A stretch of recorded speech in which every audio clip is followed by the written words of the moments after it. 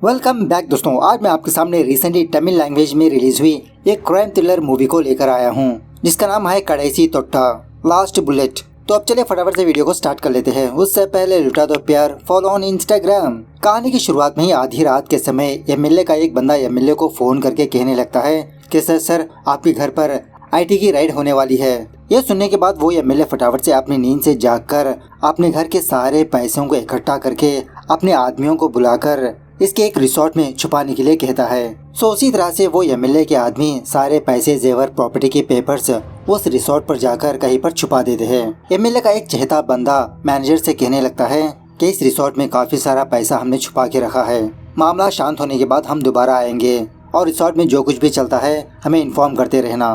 खैर देखते ही देखते 7 दिन गुजर जाते हैं। उस एमएलए के घर पर किसी भी तरह का राइड नहीं होता, लेकिन फिर भी वो एमएलए चांस नहीं लेना चाहता। अपने आदमियों से यही कहने लगता है कि राइड कभी भी हो सकती है, हमें चौकन्ना रहना पड़ेगा।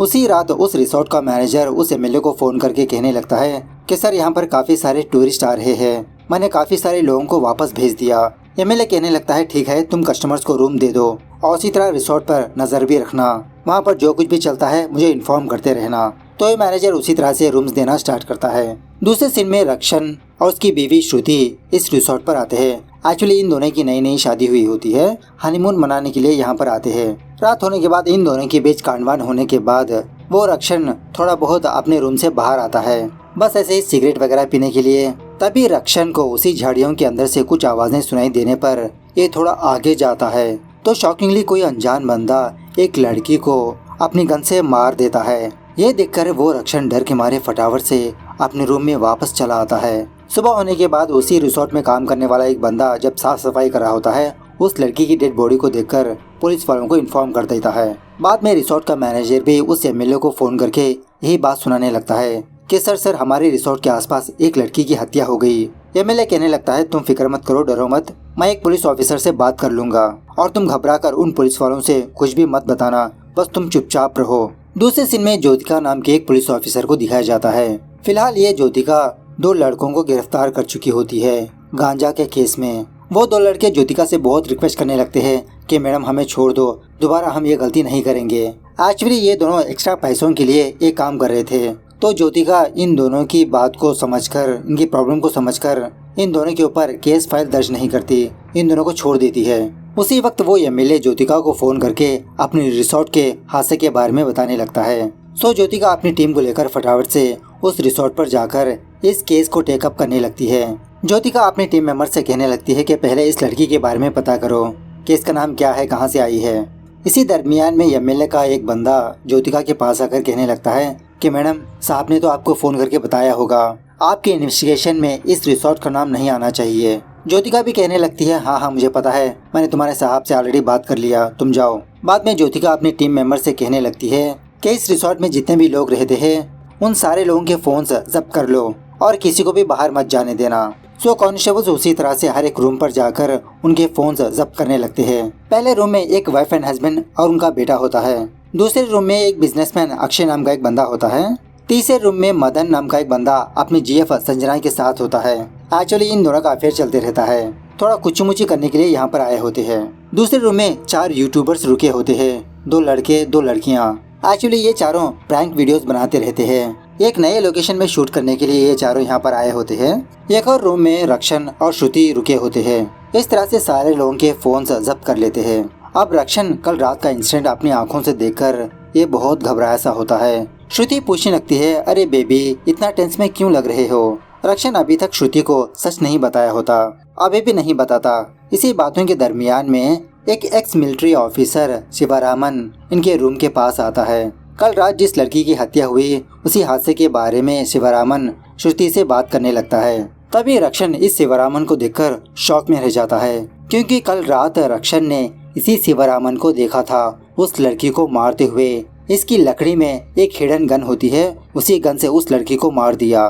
श्रुति शिवरामन से कहने लगती है अरे अंकल हम दोनों तो यहाँ पर हनीमून मनाने के लिए आए, लेकिन ये देखिए यहाँ पर एक लड़की की हत्या हो गई, हमारा हनीमून स्पॉइल हो गया। शिवरामन कहने लगता है अरे तुम दोनों फिक्र मत करो, कल तक ये मामला सुलझ जाएगा। इस तरह से थोड़ा बहुत बातचीत करके वहाँ से चला जाता है। रक्षण अभी भी शॉक में ही होता है। दूसरी तरफ एमएलए का वो आदमी होटल के मैनेजर के पास आकर इसको समझाने की कोशिश करने लगता है कि तुम घबराहट में उन पैसों के बारे में कुछ भी मत बताओ, बस जो सवालात करती है उसी का जवाब दो। थोड़ी देर के बाद ज्योतिका उस मैनेजर के पास आकर यही बात पूछने लगती है कि इस रिसोर्ट में कितने सीसीटीवी कैमरास लगे हैं। मैनेजर कहने लगता है कि एक्चुअली मैडम, रिसोर्ट के अंदर सीसीटीवी कैमरास नहीं है, बस मेन गेट के पास एक लगा है। कस्टमर्स प्राइवेसी के लिए हमने अंदर एक भी सीसीटीवी कैमरा नहीं फिक्स करवाया। ज्योतिका उस मरी हुई लड़की के बारे में पूछने लगती है कि वो लड़की कौन थी। मैनेजर कहने लगता है कि मैडम, वो लड़की कौन है मुझे भी नहीं पता, वो हमारे रिसोर्ट में रुकी भी नहीं है, पता नहीं कहाँ से आई। ये सुनने के बाद ज्योतिका शॉक में रह जाती है। वो लड़की यहाँ की कस्टमर नहीं है, तो जिसका मतलब कोई ना कोई उस लड़की को यहाँ पर ले आया होगा। बाद में ज्योतिका रजिस्टर और इसी तरह मेन गेट का कैमरा चेक करने लगती है। सीन थोड़ा फ्लैशबैक में जाने लगता है। एक्चुअली कल पहले वो रक्षण और उसकी वाइफ श्रुति आते हैं हनीमून मनाने के लिए। उसके बाद वो बिजनेसमैन अक्षय आता है, ये बंदा सिंगल ही होता है। उसके बाद वो 4 यूट्यूबर्स आते हैं। उसी वक्त वो बंदा मदन और संजना भी आते हैं। संजना थोड़ा हॉट होती है, जिसकी वजह से उन यूट्यूबर्स में से एक बंदा संजना पर लाइन मारते रहता है, संजना से बात करने की कोशिश करते रहता है। इसके बाद वो रिटायर ऑफिसर शिवरामन आता है। होटल के अंदर आने के बाद सारे कस्टमर्स अपने कामकाज में लगे रहते हैं, स्पेशली मदन और संजना।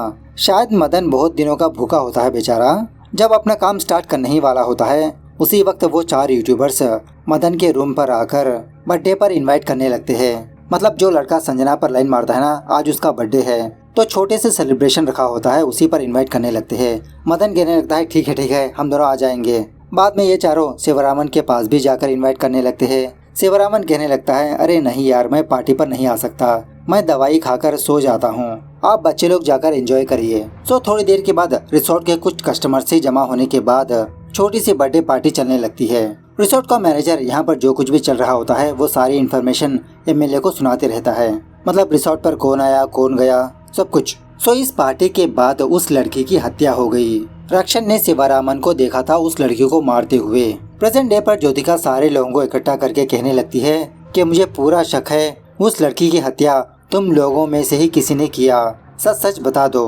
वो सारे लोग कहने लगते हैं अरे मैडम, वो लड़की कौन है हमें नहीं पता, और वैसे भी उस लड़की को मारकर हमें क्या मिलेगा, हम तो यहाँ पर वेकेशन मनाने के लिए आए हैं, प्लीज मैडम गेट खोल दीजिए, हमें जाना है। ज्योतिका कहने लगती है नहीं, आप में से एक भी बंदा बाहर नहीं जा सकता, पूरी तरह से इंक्वायरी खत्म होने के बाद ही आप लोग यहाँ से जा सकते हो। अगर आप लोगों ने उस लड़की की हत्या नहीं की तो आप लोग जरूर कुछ न कुछ जानते होंगे। अगर यहाँ पर बोलने से डर रहे हो तो मुझसे पर्सनली मुलाकात करके इन्फॉर्मेशन दे सकते हो। दूसरी तरफ एक कांस्टेबल एसआई से पूछने लगता है अरे सर, क्या हमारी ज्योतिका मैडम सिंसियर से काम करती है? एसआई कहने लगता है अरे इतनी सिंसियर ऑफिसर नहीं है ये, लेकिन पता नहीं क्यों इस केस को लेकर कुछ ज्यादा ही इन्वेस्टिगेशन कर रही है। शायद ऊपर से ज्योतिका मैडम को बड़ा अमाउंट मिलने वाला होगा, इसीलिए। थोड़ी देर के बाद ज्योतिका का हायर ऑफिसर ज्योतिका को फोन करके उस केस के डिटेल्स पूछने लगता है और फटाफट से इस केस में किसी न किसी बंदे को फंसाकर केस को क्लोज करने के लिए कहता है। कुछ दिनों के बाद इलेक्शंस होने वाले हैं। ज्योतिका इंस्पेक्टर को बुलाकर कहने लगती है अरे यार, पहले तुम उस लड़की के बारे में पता करो, कौन है, कहाँ की रहने वाली है, हत्या हुए 24 घंटे भी नहीं हुआ, तभी कैसे केस क्लोज कर दूं मैं। खैर उसी शाम श्रुति थोड़ा रोमांटिक तरीके से रक्षण के पास आती है, वही थोड़ा हनीमून वगैरह मनाने के लिए। लेकिन ये बंदा रक्षण तो बहुत ही टेंस में होता है, श्रुति के साथ ढंग से टाइम ही स्पेंड नहीं करता, सिगरेट पीने के लिए बाहर आता है। उसी वक्त मदन भी अपने कमरे से बाहर आकर इस रक्षण से बात करने लगता है कि क्या हुआ भाई, नींद नहीं आ रही।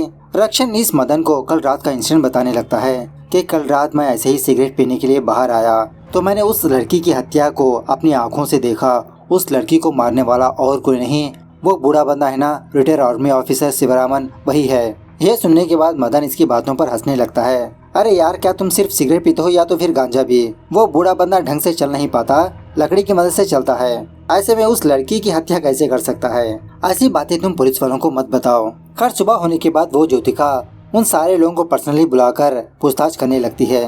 पहले उन 4 यूट्यूबर्स को बुलाकर पूछताछ करने लगती है कि कल रात तुम लोग क्या कर रहे थे। तो ये चारों जो हुआ वो बताने लगते हैं। कल रात उन चारों में से वो 2 लड़कियां भूत बन के बैठी होती है। मतलब इन चारों का यही प्लान होता है कि ये 2 लड़कियां लोगों को भूत बन के डराए, प्रैंक करे, उसी की प्रैक्टिस वगैरह करते रहते हैं। इसी दरमियान में इन चारों को एक गन शॉट की आवाज़ सुनाई देती है। डर के मारे ये चारों लोग अपने रूम में भागने लगते हैं। लेकिन जो बंदा कैमरामैन होता है ना, उसका चश्मा नीचे गिर जाता है और बिना चश्मे के इसको कुछ भी नजर नहीं आता। इसी धुंधली आंखों से ये बंदा ये देखता है कि कोई भाग रहा है। ये सारी चीजें उनके कैमरे में रिकॉर्ड हो चुकी होती है। ज्योतिका यही वीडियो देखती है, पूछने लगती है क्या तुम लोगों को किसी पर शक है? ये चारों कहने लगते हैं कि हमें तो उस मदन पर शक है। मदन और उसकी जीएफ संजना को बुलाकर पूछताछ करने पर मदन कहने लगता है कि मैडम उस रात मैं कहीं पर भी बाहर ही नहीं गया, मैं तो यहाँ पर अपनी संजना के साथ एंजॉय करने के लिए आया हूँ। संजना को बुलाकर पूछने पर संजना भी यही जवाब देने लगती है कि मैडम उस रात हम दोनों अपने कमरे से बाहर ही नहीं गए। मदन और संजना उस फैमिली वाले बंदे पर शक करने लगते हैं। ज्योतिका उस फैमिली वाले बंदे को बुलाकर पूछने पर वो बंदा कहने लगता है कि मैडम कल रात मेरी तबीयत बहुत ही बिगड़ गई थी, रूम से बाथरूम, बाथरूम से रूम पर घूम रहा था मैं। बाद में ज्योतिका वो बिजनेसमैन अक्षय को बुलाकर पूछताछ करने लगती है। अक्षय भी यही कहने लगता है अरे मैडम मैं तो बस वेकेशन मनाने के लिए आया हूँ और वो लड़की कौन है मैं जानता भी नहीं, आप मेरे बैकग्राउंड के बारे में चेक कर सकते हो। इन सारे लोगों के स्टेटमेंट सुनने के बाद ज्योतिका शॉक में रह जाती है। मतलब ये सारे लोग एक दूसरे के ऊपर शक करते रहते हैं। ज्योतिका उस रक्षण को भी बुलाकर पूछताछ करने लगती है। रक्षण ठान लेता है कि ये ज्योतिका को सच बता देगा। फटाफट से अपने रूम पर आकर पेपर पर यही चीज लिखता है, मतलब ज्योतिका को पर्सनली देने के लिए। इस तरह से बाहर जाकर मौके की तलाश में होता है कि कब ज्योतिका अकेली नजर आएगी, कब ये लेटर उसको हाथ में थमा देगा। तभी अक्षय इस रक्षण के पास आकर कहने लगता है अरे ब्रो तुम अपने हाथ में कागज का टुकड़ा क्यों लेके बैठे हो, और वैसे भी तुम इतना टेंस क्यों नजर आ रहे हो, मुझे दे दो मैं फेंक दूंगा इस पेपर को डस्टबिन पर। इस तरह से इन दोनों के बीच बातचीत होती रहती है। इसी दरमियान में वो शिवरामन इन दोनों के पास आता है। शिवरामन को देखकर रक्षण डर के मारे उस पेपर को अपने मुंह में रख लेता है। शिवरामन रक्षण के पास आकर कहने लगता है कि रक्षण थोड़ी देर मेरे साथ आओ, मुझे तुमसे कुछ पर्सनली बात करनी है। इस तरह से रक्षण को अपने कमरे में ले जाकर अपनी लकड़ी इसके ऊपर पॉइंट आउट करने लगता है। रक्षण डरने लगता है कि कल रात की तरह ये बंदा मुझे मार देगा। शिवरामन कहने लगता है कि कल रात एक लड़की की हत्या हुई ना, उस लड़की को मैं नहीं मारा। कल रात ही मैंने उस लड़की को जख्मी करके अपनी गाड़ी की डिक्की में रखकर यहाँ पर लाकर मार दिया। लेकिन मुझे शक है जब मैं उस लड़की को मार रहा था किसी ने मुझे देख लिया और मैं उस सबूत को मिटाना चाहता हूँ, मतलब उस गवाह को मारना चाहता हूँ, इसलिए मैं यहाँ पर रुका हुआ हूँ। रक्षण पूछने लगता है वैसे भी सर ये सारी बातें मुझे क्यों बता रहे हो? शिवरामन कहने लगता है कि क्योंकि तुम मुझे पसंद हो, तुमको सच बताने का मन किया इसीलिए बोल दिया, बस तुम मेरी एक छोटी सी मदद कर दो। इस तरह से रक्षण को कुछ बताने लगता है। रक्षण भी कहने लगता है ठीक है सर मैं आपकी मदद कर दूंगा। एट द सेम टाइम दूसरी तरफ जब एक कांस्टेबल सुसु करने के लिए किसी झाड़ियों में जाता है तो कोई चीज को देखकर शॉक में रह जाता है। बाकी पुलिस वालों को भी यहाँ पर बुलाता है। वो सारे पुलिस वाले ज्योतिका भी यहाँ पर आकर शॉक में रह जाते हैं। इस तरफ रक्षण शिवरामन से बात करके इसके मना करने के बावजूद भी ये पुलिस वालों को शिवरामन का सच बता देता है। अपनी बीवी श्रुति के पास आकर कहने लगता है कि अब जाके मुझे तसल्ली हुई, वरना यार श्रुति मैं तो बहुत ही परेशान था। थोड़ी देर के बाद वो पुलिस वाले शिवरामन के कमरे पर आकर यही बात कहने लगते हैं कि हम लोगों को आपके बारे में सब कुछ सच पता लग चुका है, आपको हमारे साथ आना होगा। इस तरह से इसको गिरफ्तार करने लगते हैं। इसी दरमियान में वो शिवरामन उन पुलिस वालों से एक्सक्यूज मांगकर रक्षण के कमरे में जाकर उन दोनों को मार देता है अपने लकड़ी वाले गन से। बाद में पता चलता है कि ये सब कुछ रक्षण का बुरा ख्वाब है। दूसरी तरफ वो सारे पुलिस वाले कुछ देखकर शौक में रह गए थे ना, वो और कुछ नहीं कोई मरा हुआ जानवर होता है। ज्योतिका उस कांस्टेबल को डांटने लगती है कि इसे देखकर तुम चिल्लाने लगे। उसके बाद रक्षण इस टेंशन को बर्दाश्त ना करते हुए ज्योतिका के पास जाता है सब कुछ सच बताने के लिए। इस तरह से जब बातचीत कर रहा होता है उसी वक्त वो शिवरामन रक्षण के पास आता है। इनडायरेक्टली इसकी बीवी के बारे में पूछने लगता है कि श्रुति कहाँ पर है, कमरे में है क्या, मैं जाकर बात करता हूँ उससे। अब रक्षण समझ जाता है कि ये बंदा जरूर मेरी बीवी को मार देगा अगर मैं सच बताया तो, इसलिए सच नहीं बताता। एट द सेम टाइम दूसरी तरफ वो अक्षय रिसोर्ट के मैनेजर के पास जाकर यही बात कहने लगता है क्या मुझे कुछ प्रॉब्लम तो नहीं होगी ना। मैनेजर कहने लगता है कि तुम्हें कुछ प्रॉब्लम नहीं आएगी, सब कुछ मैं देख लूंगा, और वैसे बार बार तुम मेरे पास आकर ऐसे बात मत किया करो, पुलिस वालों को शक होगा। मतलब इन दोनों की कुछ अलग ही खिचड़ी पक रही होती है। वो खिचड़ी क्या है ये हमको बाद में पता चलेगा। दूसरी तरफ जब रक्षण वापस अपने रूम पर आता है इसकी बीवी श्रुति घोड़े बेचकर सो रही होती है, लेकिन उस हादसे की वजह से रक्षण का चैन उड़ चुका होता है। इसने काफी सारी बार कोशिश की ज्योति को सच बताने की, लेकिन इसको मौका ही नहीं मिला। दूसरी तरफ वो बुढ़ाऊ शिवरामन इस पर नजर रख के बैठा है। अब इस टेंशन को बर्दाश्त ना करते हुए रक्षण उस शिवरामन के पास जाता है। इससे सच कह देता है कि सर उस दिन जब आप उस लड़की को मार रहे थे उस वक्त मैंने ही वो नज़ारा देखा। आप उस मासूम लड़की को मारकर इतना शांति से बैठे हो, मेरी तो रातों की नींद दिन का चैन उड़ गया। शिवरामन कहने लगता है, किसने कहा वो मासूम लड़की थी? उसने मेरी बीवी मदी को मार दिया बहुत ही बेरहमी से। इस तरह से अपनी कहानी इस रक्षण को बताने लगता है। सीन थोड़ा फ्लैशबैक में जाने लगता है। एक्चुअली ये शिवरामन आर्मी में था। इसी दरमियान में शिवरामन की शादी मदी नाम की एक लड़की से होती है। इन दोनों की जिंदगी अच्छे से गुजरने लगती है, लेकिन काफी साल होने के बावजूद भी इन दोनों की कोई संतान नहीं होती, जिसकी वजह से जब जब ये दोनों किसी ऑर्फनेज पर जाकर वहाँ के बच्चों से थोड़ा टाइम स्पेंड करने लगते हैं। देखते ही देखते शिवरामन रिटायर भी हो जाता है। ये दोनों बूढ़े होने के बावजूद भी इन दोनों को संतान की कमी नहीं होती। एक दूसरे से बहुत प्यार करते हुए एक दूसरे के साथ बहुत ही अच्छे से टाइम स्पेंड करते रहते हैं। उसके बाद एक दिन शिवरामन का पुराना दोस्त मोहन कार्तिक नाम के एक लड़के के साथ इसके पास आता है। ये कार्तिक मोहन का गाँव वाला होता है। रिसेंटली कार्तिक की पढ़ाई खत्म हो चुकी होती है। किसी जॉब पर लगवाने के लिए शिवरामन के पास आता है। शिवरामन कहने लगता है कि फिलहाल तो कोई जॉब्स वगैरह नहीं है, अगर कुछ वैकेंसीज होगी तो मैं इस कार्तिक को बता दूंगा। जब तक कार्तिक हमारे घर पर ही रह सकता है। सो मोहन भी थैंक यू बोलकर वहाँ से चला जाता है। सो उस दिन से लेते हुए कार्तिक इस घर का एक फैमिली मेंबर बन जाता है। शिवरामन और मदी के कामों में हाथ बटाता। एक दिन सडनली मदी की तबीयत बिगड़ जाती है। कार्तिक फटाफट से मदी को हॉस्पिटल पहुंचाकर उसकी जान को बचा लेता है। इसके कुछ दिनों के बाद एक दिन कार्तिक अपनी जीएफ काव्या को लेकर शिवरामन के पास आता है। इस लड़की को देखकर शिवरामन समझ जाता है, अच्छा तुम्हारी जीएफ है ये? वाह बेटा वाह, तुम तो छुपे रुस्तम निकले।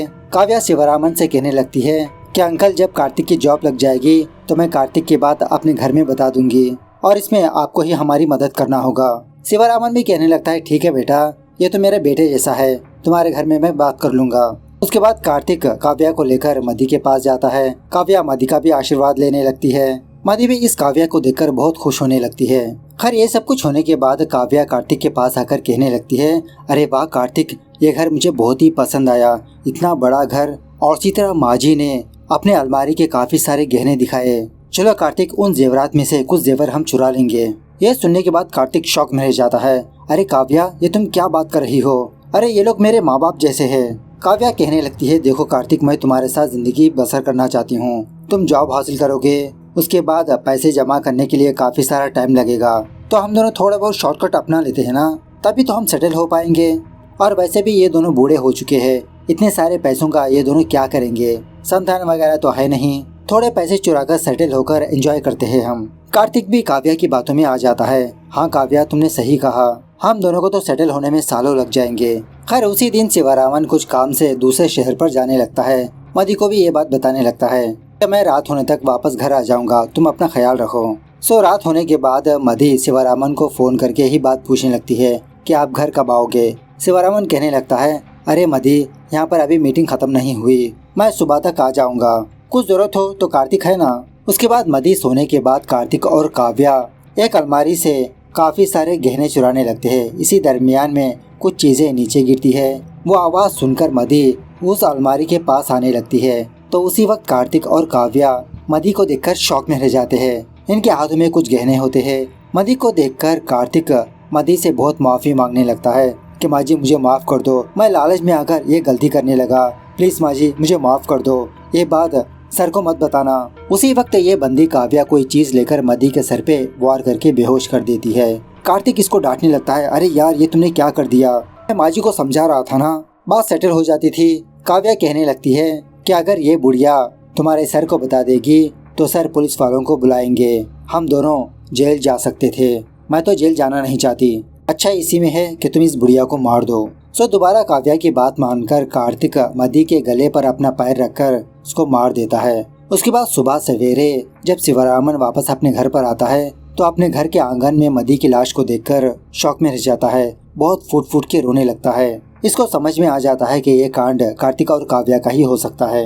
ये सब कुछ होने के बाद वो बंदा मोहन शिवरामन के पास आता है कंडोलेंस देने के लिए। ये भी कहने लगता है कि मुझे माफ कर दो, मेरी वजह से ही ये सब कुछ हो गया। शिवरामन कहने लगता है, इसमें तुम्हारी कोई गलती नहीं है मोहन, तुम भी उस कार्तिक को पर्सनली नहीं जानते थे ना, तुमने भी तो भला करने का सोचा, क्या करे किस्मत है। उसके बाद शिवरामन पुलिस स्टेशन में कार्तिक और काव्या की मिसिंग कंप्लेंट लिखवाने लगता है। बार बार पुलिस वालों को फोन करके इसी केस के बारे में पूछते रहता है। पुलिस वाले यही कहते रहते हैं कि सर हम इस केस की इन्वेस्टिगेशन कर रहे हैं, अगर कोई भी अपडेट मिलेगी तो हम आपको इन्फॉर्म करेंगे, आप ऐसे बार बार फोन मत किया करो। उसके बाद जब शिवरामन कहीं पर गया था तो उसी शहर में इसको काव्या नजर आई, तो मौका देकर इसके सर पे वार करके उसको अपनी गाड़ी की डिक्की में लाकर उस रिसोर्ट के पास लाकर अपनी गन से मार दिया। लेकिन फिलहाल इस काव्या के साथ कार्तिक नहीं होता। उसके बाद शिवरामन यही बात अपने फ्रेंड मोहन को कॉल करके बताने लगता है। मोहन कहने लगता है खैर तुमने अच्छा ही किया, लेकिन वहाँ पर कोई भी सबूत मत छोड़ना। शिवरामन जब काव्या को मार रहा था उस वक्त रक्षण ने देख लिया था, तो ये बात ऑलरेडी शिवरामन जानता होता है। सो प्रेजेंट पर रक्षण शिवरामन से पूछने लगता है तो उस कार्तिक का क्या हुआ, क्या आपने उसको फाइंड आउट किया। शिवरामन दोबारा आगे की कहानी बताने लगता है कि काव्या को मारने के बाद शिवरामन ने काव्या का फोन लेकर कार्तिक को फोन किया उसके लोकेशन के बारे में पता करने के लिए। शिवरामन कहने लगता है क्यों कार्तिक, हिला डाला ना, अब तुम्हारी काव्या इस दुनिया में मौजूद नहीं है, अब तुम्हारी बारी है। जब तुम काव्या की डेड बॉडी को देखने के लिए आओगे तब मैं तुम्हारा काम भी तमाम कर दूंगा। कार्तिक कहने लगता है अरे सर किसने कहा कि मैं काव्या की डेड बॉडी को देखने के लिए आऊँगा, अब मेरे पास काफ़ी सारा पैसा है, एक लड़की गई तो दूसरी लड़की आ जाएगी और आपको ये भी पता नहीं चलेगा कि आखिरकार मैं कहाँ पर हूँ। सो प्रेजेंट पर शिवरामन रक्षण से यही कहने लगता है कि अब मेरे गन में सिर्फ एक ही बुलेट है और ये बुलेट कार्तिक की छाती में उतरेगी। दूसरी तरफ इस पुलिस वाली ज्योतिका को एक इन्फॉर्मेशन मिलती है कि उस काव्या को एक पुराने बुलेट से मारा गया, तो ये सुनने के बाद इसका शक शिवरामन पर ही जाने लगता है। और ऊपर से रिटायर आर्मी ऑफिसर भी। ज्योतिका को एक और बात भी पता चलती है कि उस काव्या के ऊपर काफी सारे चोरियों के केसेस है, मतलब वो बंदी काव्या चोरियां करते हुए ही अपनी जिंदगी गुजार रही थी। सो उसके बाद ज्योतिका उस शिवरामन के पास जाकर यही बात पूछने लगती है क्या आपने उस काव्या को मारा। तो ये शिवरामन अपना जुर्म कबूल कर लेता है, हाँ मैंने उस लड़की को मारा।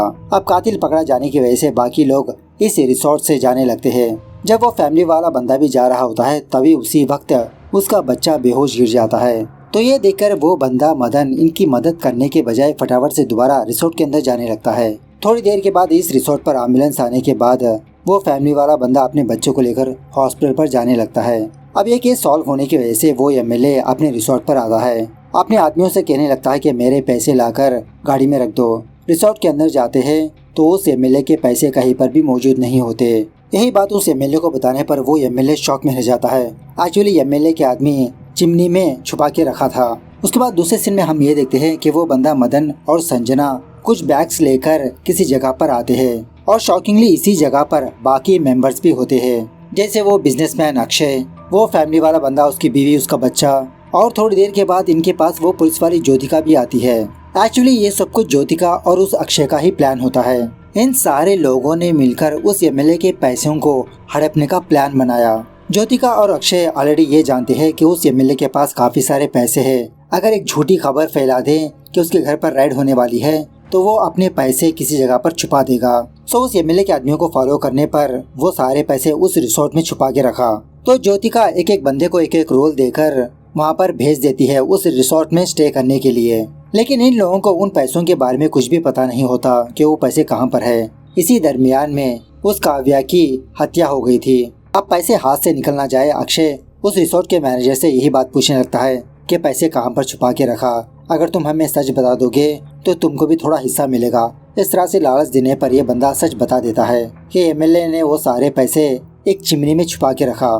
तो आखिरी दिन, मतलब जब केस क्लोज हो जाता है, मदन संजना वापस इस रिसोर्ट में आकर वो सारे पैसे पैक करके एम्बुलेंस में डालने लगते हैं। इस एम्बुलेंस का ड्राइवर और कोई नहीं, मूवी की स्टार्टिंग में ज्योतिका ने 2 बंदों को पकड़ा था ना गांजा के केस में, वही 2 बंदे होते हैं। और वो बच्चा भी नाटक कर रहा था बेहोश होने का। इस तरह से ये लोग पैसे हड़प लेते हैं। दूसरे सीन में ज्योतिका के टीम मेंबर्स जब शिवरामन को पुलिस स्टेशन पर ले जा रहे होते हैं, शिवरामन अपनी लकड़ी की मदद से शेयरिंग पर रखने पर उस गाड़ी का एक्सीडेंट हो जाता है, वहाँ से फरार भी हो जाता है। बाकी पुलिस वाले यही खबर ज्योति को फोन करके सुनाते हैं। इसके कुछ दिनों के बाद ये खबर सुनने को मिलती है कि कार्तिक नाम का एक तमिल वाला बंदा जब केरला जा रहा था तो उसको किसी ने गोली मारकर मार दिया।